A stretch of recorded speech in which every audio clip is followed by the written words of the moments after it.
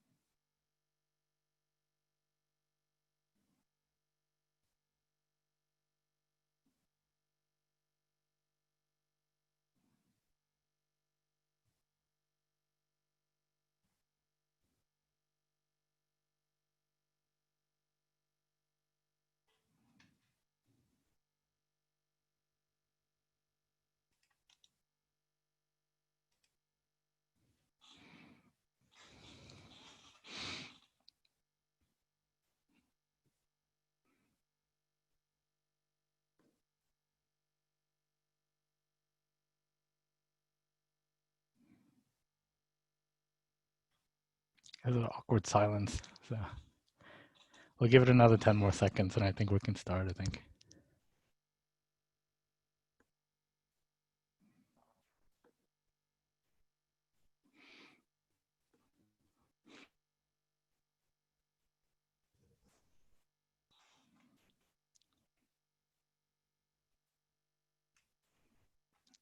All right, you ready? Let's do it. Um, Hello there, everyone, and welcome to webinar number 5 of the Innovating Insight series. We're really excited to have Amanda Kidd, Chief Operations Officer at LDK, join us today, and she'll be talking about LDK's innovation learnings as a result of having gone through the bushfires at the East Coast earlier this year and now a global pandemic. But before we get to that, for those of you joining us for the first time, I'm Merlin Kong, Head of Innovation here at Leading Edge Services Australia, and I'll be your host today. Innovaging is Australia's national innovation network for the age services industry, and we're open to all who are interested. We are a Commonwealth Government supported initiative, and we operate from Leading Age Services Australia's Centre for Workforce Development and Innovation. This is also a good opportunity at juncture here to acknowledge our incredible network partners, our foundation partners, Commonwealth Bank and KPMG Australia, and our gold partners, Plus Communities and Content Labs. Now, with regards to the format of today's webinar, we're going to mix it up a little bit. Amanda has asked for all of you to feel free to jump in with questions when you have them. She doesn't want to be a talking head, so we'll keep this relatively interactive. Please note that today's webinar is being recorded and you'll be on mute during this session. That said, again, highly recommend and encourage you to ask questions. The success of our webinars are off the back of the proactive questions that you guys post. And to facilitate that, please use the chat function on Zoom. Now, I'll get through as many questions as possible, but if I can't get through all of them to yours, feel free to email them to events@laser.asn.au. If you didn't get that, not to worry. Alexis, who's working with me to deliver today's webinar, will be sending a post-webinar email. It would have that email address, and it would also have a link to a recording of today's session. So without much further ado, Amanda, are you ready? I am. Over to you. Thanks, Merlin, and thanks everyone for attending today. I wanted probably firstly to set out what innovation means to us as an organisation. I'm fortunate enough to be the Chief Operations Officer of an organisation called LDK Seniors Living. We are a relatively new entrant to the market. We're only a couple of years old, but in saying that, we come with 20 plus years worth of experience in our Managing Director, Paul Brown, who ran the Freedom business for many years and had businesses prior to that. Currently, we've got a village in North Turramurra and another one in Sydney and another one in the ACT. So altogether, we've got 430 apartments in our portfolio. What we offer, though, we do have a different model, and we've been very innovative in the way that we've set our business and contracts and fee structure up. Unlike traditional retirement village operators, we offer a membership model, unlike the traditional DMF. And we really have worked hard to provide certainty and transparency in the way that we've presented our contracts and fee structure. LDK within our name stands for love, decency and kindness. And those are, I guess, our core values and our true north in everything that we do. So we have a genuine focus and we set business KPIs to those values of love, decency and kindness, and demonstrating that in providing excellent resident outcomes and really align ourselves to a 5-star rating system akin to Uber. We are a hybrid RV and aged care model, and the reason for that is that we know from today's demographic that people want to live in their home for as long as possible and they want to die with dignity in the way that they choose. So we have what we call our one move promise, which means people move in at any stage and we take them right up to the end. So in providing, I guess, that different model, innovation has very much been front of mind for us. We had the bushfire season, as everyone knows, was horrific through 2019. And for us in our Sydney village, it's a particularly vulnerable site in that it's right on the Kurungai National Park in North Turramurra. And last year was one of the first years that the RFS actually went up to what they call catastrophic bushfire rating. So on Monday, the 11th of November, we actually dispatched a team of people down to the village. The publication from the RFS was, if you're going to deal with catastrophic bushfire ratings, the only thing you can really do is early evacuation. We obviously have 220 homes there. The average age of our residents is 84 and there's 309 of them. So for us, it was a pretty daunting situation in lots of ways, because the fire, if it was to take off in the national park, fires race uphill faster than they do going downhill. So for us, if anything was to alight, the conditions were so unfavourable that the fire would just go over the entire village. So we dispatched our managing director, another director and I straight to the site. And in terms of what we did then, one of the first things we did was really quickly set up communication lines between the team on the ground and our CEO, who was ultimately the conduit to the board. And we did that on a number of fronts, largely to ensure that everyone was clear in what actions were being taken. But it also enabled us to make really quick decisions as well on the ground. We also then agreed who would be the key decision makers and the frequency of communication.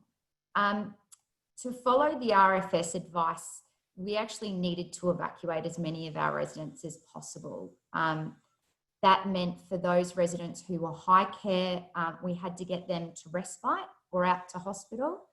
And for anyone on our vulnerable list, due to underlying health issues or mobility, we moved pretty quickly to contact families and get them out of there. One of the things though for assisting in the situation with this demographic though, was we were really conscious, particularly because of the volume of single women we had. We didn't want to create fear. We wanted to make sure that there was a calm and controlled message. So we were really conscious of that while we were going through the process of getting as many people off site as we could. We also had a number of residents who didn't have family in the immediate vicinity, so North Sydney, or some were completely interstate. So we put up 30 rooms in a hotel so that those people who didn't have alternative accommodation could actually be off site safely. And then ultimately to evacuate the village, we set up teams and focused on geographic areas. It's a big broadacre village. So we had to break it up into areas to ultimately give people an area as our communication wardens to then focus on that area to make sure they could control the data and be the contact between us and the resident to capture who was on site and off site. So within 6 hours, we had got all but 27 residents off site. So it was a huge feat. We had the police and the RFS on site, making sure we had a plan in place. They could not have advised us strongly enough to keep doing what we were doing to get everyone out of there. And there wasn't an immediate threat, but the reality was that there was a big fuel load on the ground within the national park. And because the wind was picking up to the speeds it was in the afternoon, it was just optimal that no one was on site. And I'm not sure if many know this, but we've since had quite a number of meetings with the RFS, and even for the most vulnerable, which is at aged care and retirement villages, the RFS now, because of the technology they've set up through their app, won't necessarily give you any more advanced warning than what's on the app. So it's not that we're going to get necessarily special treatment with them coming around and door knocking. They will simply say, we're issuing publications, warnings, and follow the app. So it's really important, I guess, for operators and then encouraging residents, particularly independent environments like RVs, to make sure that you're being diligent to stay on it. I guess that in terms of what all of that meant after the fact was that from an innovative perspective, what we did as a business was sit back and have a debrief about what we could really do to enhance our processes. The structure that worked well on the day in terms of that emergency response process was bedded down more formally, and we finessed that, which was good. One of the things that really struck though is how much technology can enable and simplify the process, especially when you're doing large scale data collection like that within a very condensed period of time. So we have very much focused now, we've put in technology which is Bluetooth activated, which means that residents who, and we've put this in Canberra, our residents carry with them an access pass to enter their homes and enter communal spaces as security measures. And within that card is actually a Bluetooth tracking device. And that speaks to our systems, beacons, which are both internal and external to our village, within the village, I should say. So what that technology enables us to do, we use it for our care technology because we can actually, when an emergency buzzer goes off in their apartment, it speaks to the Bluetooth system, which speaks to our care system for the carer in the closest proximity, which means that we can dispatch people faster. But what we're using now that technology for as well is to tell us at any given time which residents are on site and who is off site. And it will actually then put a geofence around them as well, so that we can actually determine if they are on site, where in the village they are. Okay. Have a quick question. Sorry to interrupt. No, please. I'm working with the format that you like. Just on that piece on technology, how did LDK, just thinking in terms of usage with staff, from staff. So that piece on technology absorption, what did LDK do to ensure that the technology that it's invested in gets properly used by staff, or actually gets used by staff? We've done it. We've almost made ourselves paperless, Merlin, because Okay. the reality is if you've got paper, it's going to be used. So for us, it means that all of our care team have to carry devices with them. Okay. And those devices, once they log in on the system, those devices themselves, because they're constantly talking to our Bluetooth system, that's our way of actually knowing where our care team are. Okay. So I guess in that sense, we've got that penetration through the structure because there's no other option. That's how our care team move about the village. So that's Yep. the way we're using that. And that goes for our maintenance team as well. Okay. Okay. Yeah. And so was LDK a paperless organization pretty much from the very early stages? Yes. Okay. We had to use it probably 6 months last year while we were bedding down the foundation of our technology. But yes, Okay. since then. And the big piece in that is there's no one-stop shop, as most people will know. So it's been a big job to actually get one system to talk to another system, and that integration piece has been huge. But it's meant that we've gone to technology providers to make sure they've got open API and whatnot to make sure we can actually integrate to make our systems speak. Yeah. Okay. So I guess that planning component. So what platform you use and then what technology you acquire, you have to plan in that for that interoperability component. Absolutely. Yeah. Okay. Most definitely. And it requires a lot of foresight too, because you need to actually want to know at the start what your end game is. So you need to really start where you want to end. And it's a big investment. It's big bucks at the end of the day, but it makes operational efficiencies that much higher and usability as well, plus reporting. So for safety and compliance, it's great. Okay. Okay. All right. So I'll let you continue. No problem. I guess one of the other things we did was to look outside the box, particularly in light of things like bushfires, to actually try and ask ourselves what are some of the things that we haven't yet thought of. And so we started down a path of, I guess, lobbying New South Wales Parks and Wildlife for a backburn. We're putting in gutter guard too on the roofs to, I guess, prevent ember attacks in the event we've got ambers coming ahead of fire fronts. So there were things, I guess at the end of the day, what we were seeking to do was sit down and go, what were our processes in place? What works really well and how do we harness that? And at the end of it going, well, what's some of the things either we could have improved or haven't yet thought of? So it was a good opportunity to do that. I guess in terms of what worked well and what we could harness and enhance, for us, we as a team worked across multiple states. We had head office for us is in Brisbane. The village was obviously in Sydney, and we had various team members across each site. So for us, it was really about how we harness the mentality and communication lines to ensure we were one team and we were all very clear what we were doing, who was accountable, who was, I guess, the key communication line, and then making sure that we kept the residents informed as well. And I said it earlier, keeping calm and being very clear was absolutely pertinent for us because it just ensured we could get the results we wanted without panic, which was really number one priority for us.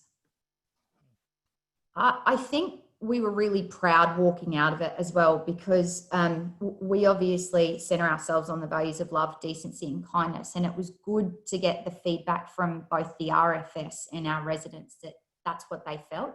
The ability for us to make decisions quickly, do the right thing and get people out of harm's way. I think we were proud of that at the end of the day, that we were able to demonstrate that we were living our values. Okay. Yeah, and I guess it's sort of being values led. That's a really strong Yeah. component also, isn't it? It's sort of baked in within the DNA of the organization and how you operate and how you care for each other. And so yeah. Um, I guess with regards to the experience that LDK went through with the bushfires, um, right around the corner was COVID-19 and the pandemic, and so do you Yeah, mind sort of guiding sure. us through what was the experience with that? Yeah, well, like most organisations, we've been in lockdown since the 16th of March, which for us, we travel, we're head office Brisbane, Sydney, Canberra. So we travel a lot. We were locked down from the 16th of March with no travel. We set up a number of protocols around hand washing, cleaning, resident protocols, staff protocols, and those for visitors, getting visitors and contractors safely and securely on and off site. We set up a management plan to make sure that we were planning appropriately to prevent an outbreak. And then we separately did a body of work for our crisis management plan, which was the document that we would invoke in the event we had an outbreak at a village. I think we sprinted like everyone else in the industry to try and get PPE and supplies. The ACT government actually locked down supplies across the state and started to control the supply chain, which made it difficult given the priorities to go to hospitals and traditional aged care facilities. We also set up as a business what we called our Mission COVID-19. So we focused on 3 points, which was people first, zero outbreaks, and zero layoffs. And for us, we focused on people first because we call ourselves a people first business. It's one of our trademark behaviours. And we figured, look, what better time to demonstrate this than in a pandemic, not only to our residents to try and keep them safe given they're such a vulnerable cohort, but also to our staff to make sure that they knew the decisions we were making would always have their best interests in mind. Zero outbreaks, look, we wanted to ensure that there was no complacency by our staff to make sure everyone was following the protocols we'd quickly put in place and that they were taking it seriously. And I guess that the other part of, putting that out there was to give the residents a level of confidence as well that we were working hard in the background to ensure there weren't any outbreaks at the village. Yep. And the third thing then, zero layoffs. Look, I think this has been a very unsettling and unnerving time for the Australian community. Many partners of people working in our organisation had lost their jobs. So for us as a business, we wanted to do everything we could to avoid any layoffs and probably, give that reassurance to our team that that's where we were focused. And that's worked really well. The feedback that we've gotten internally and externally has been really positive, which has been great. I think probably on the whole, to tie the two together, where you go from bushfires to pandemic, I was having a giggle the other day. One of the, I came into the industry from outside it 3.5 years ago. And I remember one of the COOs of the big four said to me, look, one of the things that's absolutely going to keep you awake at night is medication errors. And in the meantime, we've dealt with catastrophic bushfire threats and a pandemic. So we're not there yet. I'm kind of looking forward to the day when something a little bit less is front of mind. Not to say we're not looking at it, but we've certainly had some big things to deal with. Yeah. I think in tying them together though, Mel, and some of the key learnings for us was that quick decision making is key. We had to make decisions at the right level with the right people, and really putting urgency on that process. We were dealing with the general manager of a local hospital, and they just couldn't get decisions out of their executive team. So for us, that was absolutely key. And I think another fundamental thing which we definitely learnt was critical is trust. And that's not only trust in capability, but it's also trust in your leaders to lead well. with people's best interests in mind.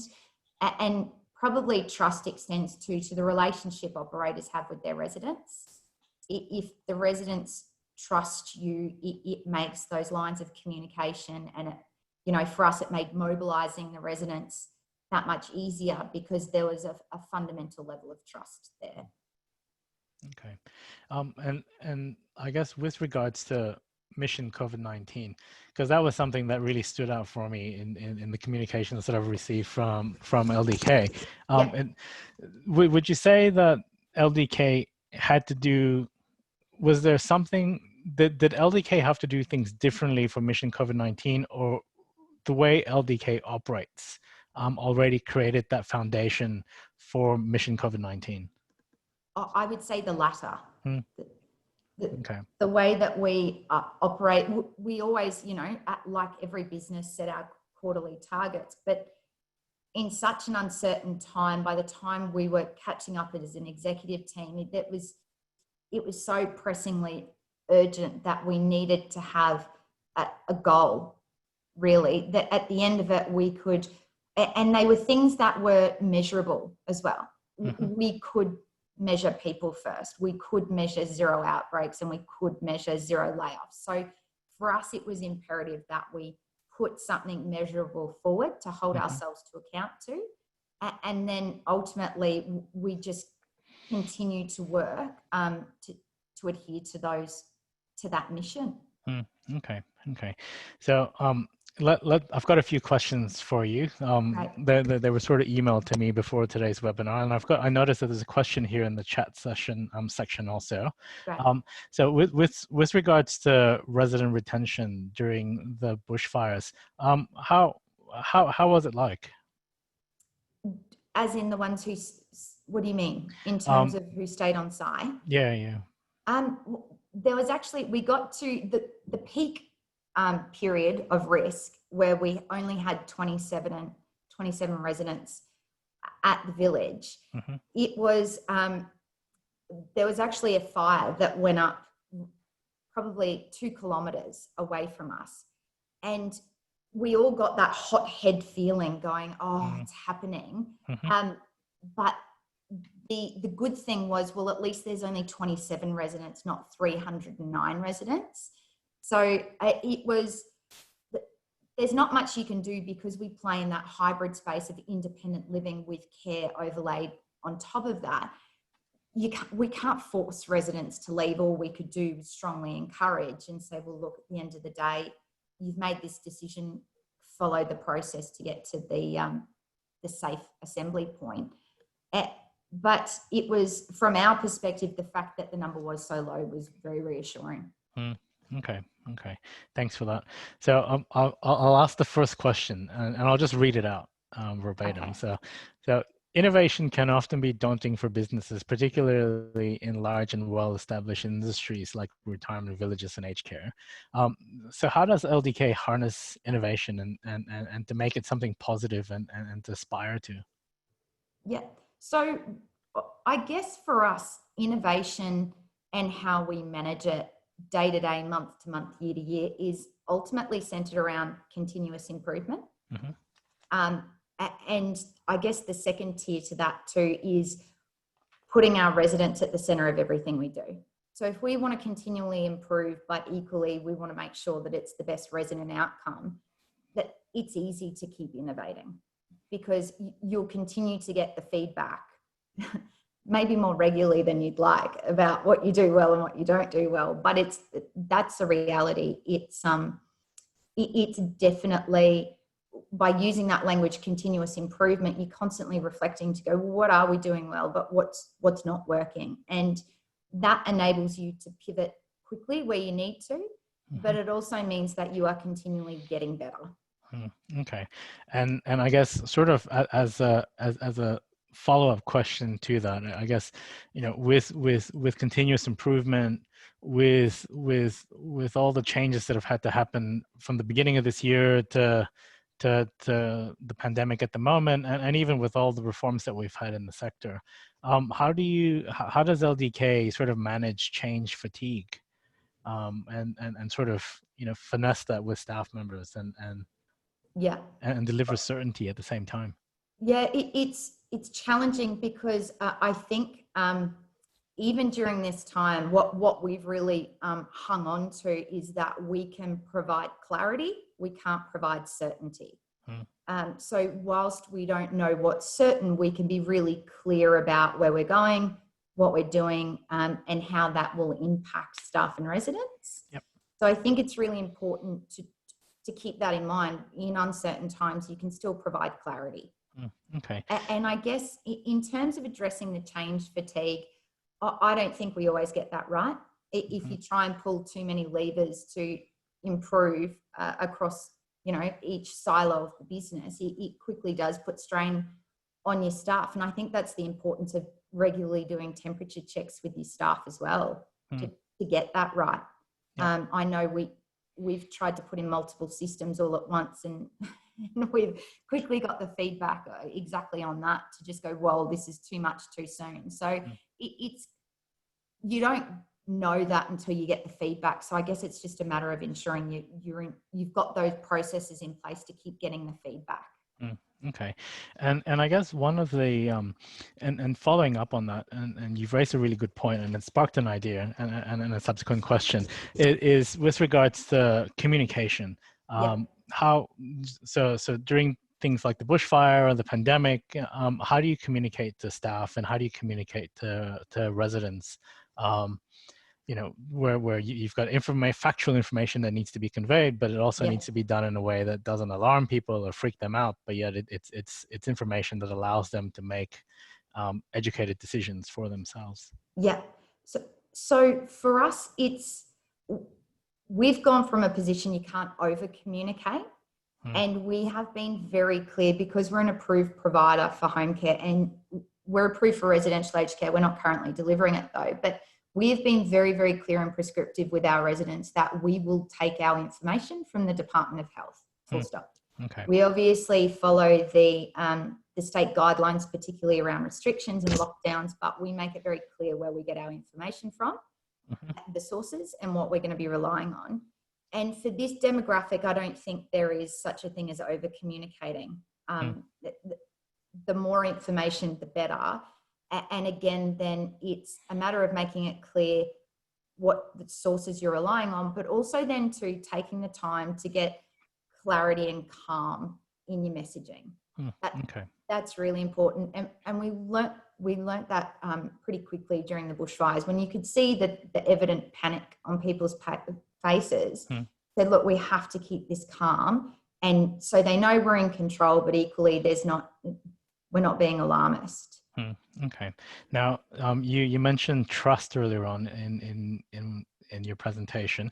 How does the LDK sort of inculcate the sense of trust? Could you sort of walk us through that process? Because that seemed to be a pretty big feature within LDK. And I guess I think there's probably people who would be interested in wanting to know how you measure trust, if you do measure trust, but not necessarily wanting to treat it like a KPI. But how does trust become that real entity within LDK, and how it interacts with its staff and also residents? For us, trust is, I guess, for our residents, when we took over our village in North Turramurra called The Landings, it was one of the most litigated villages in Australia. So immediately we knew we had a long way to go to mend that bridge. But we also then too worked really hard, because we converted their existing deferred management contract to our what we call LDK membership contract. We had to spend a lot of time walking people through what that meant. We did a lot of work in the background to make sure there was clarity, and our documents were very easy to read and user friendly. And I think when you can provide certainty and transparency on the front foot, it goes a long way to say, look, this is who we are and this is exactly what you're going to get. There's not going to be any surprises at the end. This will be the money for your home. This is what you pay going in. This is what you pay as you go. So I think developing a structure and a fundamental foundation, which actually lends to immediately building trust because of that certainty. It goes a long way.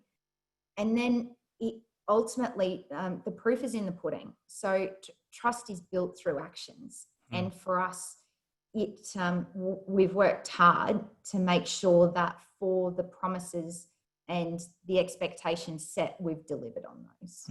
Okay. And I guess, so a couple of weeks ago, we had a robotics webinar, and the topic of designing space for robotics was really an important point of conversation for that. I guess with regards to, let's say, LDK has gone through the Greenway project, and it's a really impressive project. I guess if you were to think in terms of design, and in hindsight with things like the bushfires and the pandemic, if you had a blank check, is it possible to design for, let's say, a pandemic? It's a bit of a curly weak question, but yeah. Not sure I'm qualified to answer that. Yeah. Potentially, it's the speed at which technology is going, it is ultimately, I guess, anyone's guess. For us as a business, what we've tried to do is future-proof ourselves in some ways, and I guess that's ultimately underpinned by what we can do with Wi-Fi and other technologies which piggyback off that. Yep. I don't know, to be honest, Merlin. No, fair enough. Just on another question that's been asked, with regards to care and choice, how does LDK balance those two elements? Choice as in not to receive care? Just in general. So residents having a choice, but also the organization having a duty of care to look after residents. Yeah, so for us, because we are still a retirement village, ultimately people need to be able to live safely within an independent living environment. So we generally support that. Where there's frailty or underlying care needs, we support them to access care. But the reality is, if people want to continue living independently, absolutely, you can continue to do that until it's not safe and sensible for that to continue. So you can have care delivered by other service providers. We're obviously an approved provider for home care, and we've got DVA and Commonwealth Home Support. But if it's no longer safe and sensible for people to live in an independent living environment and there's refusal of services, then it puts us in a tricky place because the environment is not suitable then. Yep. Okay. I want to go back to that whole technology absorption within an organization piece. Just because that, I guess, for us from Innovating, we've always talked about the issue of made the point of organizational transformation before digital transformation. Yeah. And I think with what you mentioned about LDK being paperless and utilizing Bluetooth technology and communication systems and interoperability, I guess something that, I mean, it might be sort of a cheap trick, but if you were to think of, let's say, the top 3 success factors in ensuring that technology becomes a proper tool that's used within an organization to support what that organization is trying to achieve strategically, what would those 3 factors be? For us, one of the things at the moment, particularly around care, Merlin, is for us to have the ability to get a 360-degree view of a resident, okay, which is to enable us to have holistic care. So the type of technology then that we're putting in, we've got sensor technology, which is going in for inactivity.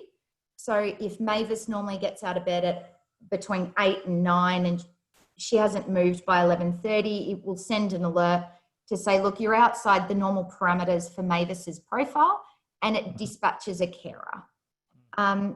So there's stuff like that we're actually putting in place.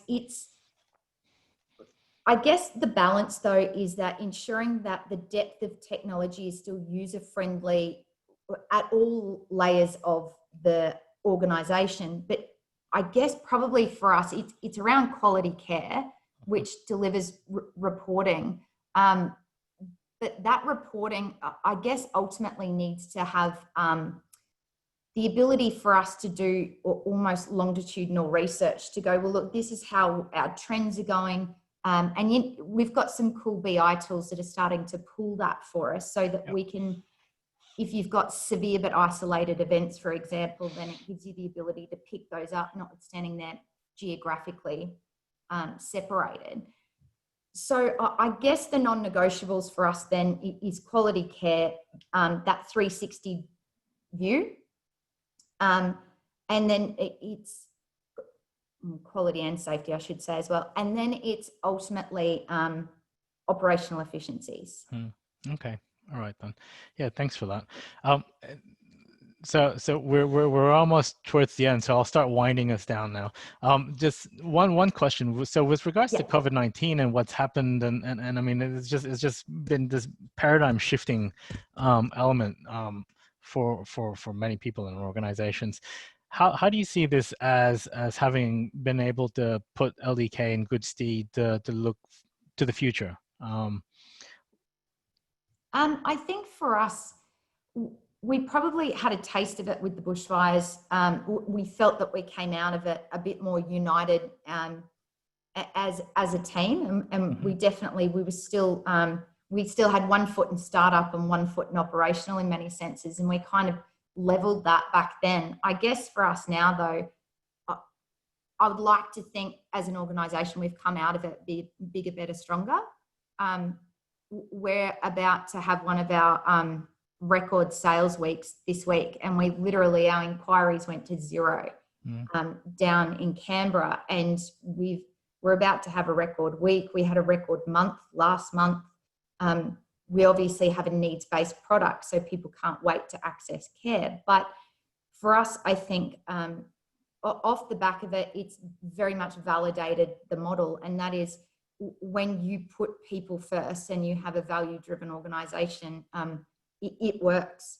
It's been very much demonstrated through these trying times that it still will attract the consumers, which has been great. And ultimately, we've built a lot of loyalty with our staff, which hopefully translates to good retention rates moving forward. Perfect. So one last question, if that's okay. Of course. Okay. So out of all these events that we've talked about, what would you say are the 3 most important lessons for you as a business? The 3 most important lessons I would have to say is that you need to treat people as people, always. Communication is key. And probably thirdly is, I guess, coming back to that, the values, you really need to understand and know your business and why you're doing it. I know it's a great phrase of Simon Sinek, but people don't buy what you do, they buy why you do it. So I think it's very much going to come to pass with post-COVID life. Okay. All right then. Now, one question just snuck through. How many staff does LDK have? Well, we've got 30 in head office. At the moment, we're building a very big team in Greenway. I think we'd be close to 50 or 60. And then we've got another 40 in Sydney. So it's, and the village team in Canberra, we're just selling down now. So we're, at this stage, I think we had 15 personal carers last month, and we're at 27 this month. So it's on a quick trajectory. All right then. Thank you very much for that. Look, I think I will use that figure and tie it back to your last comment and summarize it by saying, look, I guess the secret sauce here is to focus on people. It's about engendering trust all the way through an organization. It's about looking after each other. Yeah. And ultimately innovation is all about people, is primarily about people, and that care element has to be there. So Amanda, thank you so much for making time for joining us here today. I really appreciate your insights. This was really great, and look forward to working with you. My pleasure. For any of the questions, I'm happy to shoot through an email afterwards to address those. I know there's probably a couple we didn't get to, so by all means, happy to answer them. Perfect. Thank you so much. And that brings today's session to a close. I look forward to seeing you again next Tuesday, where we'll be talking with Lee Herbert from Imprevo and Eileen Faction from Blue Cross Rutgers Hill about using technology to improve workforce engagement and utilization. Enjoy the rest of the day, and thank you again for your support. Innovating isn't innovating without you. Have a great day. Bye-bye. Thanks, Amanda. Perfect. See ya. See you.